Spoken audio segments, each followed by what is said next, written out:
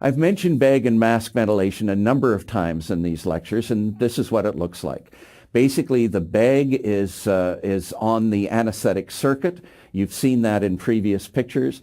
The mask is just a standard medical mask. It's placed over the patient's face to produce a seal around the nose and the mouth. The thumb and forefinger force the mask down over the face.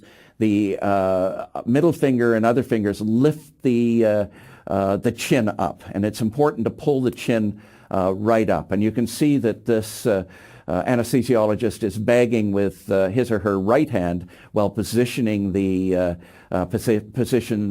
patient's face and head so that it's easy to ventilate the patient.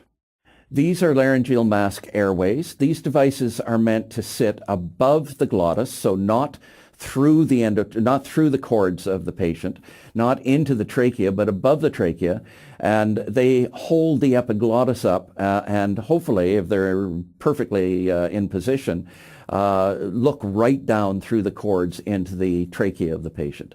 The beauty of this device is that even when it's not perfectly positioned, it's often usable.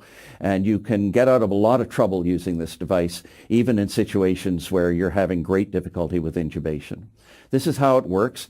The Dr. Brain, who invented this device, recommends the following technique, and I know because he was in my hospital for a number of weeks and taught myself and my colleagues how to use this.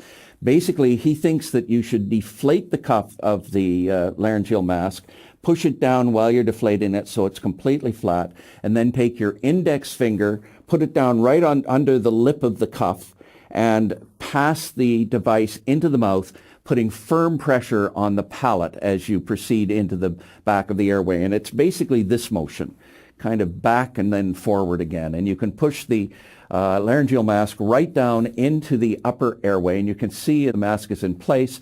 It's not occluding the airway, it's above the airway, and it's holding the epiglottis out of place. It's very useful. These are standard laryngoscope blades. The blade on the right is a Macintosh blade. Most of us use the Macintosh blade pretty much routinely. The blades on the left are the Miller blade.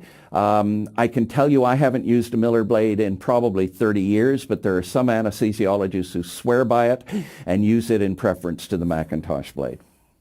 And you can see the various sizes. They go all the way down to very small for children. And in small children, the Miller blade, the straight blade, is often the preferred blade to use. These are endotracheal tubes. These come in various internal diameters.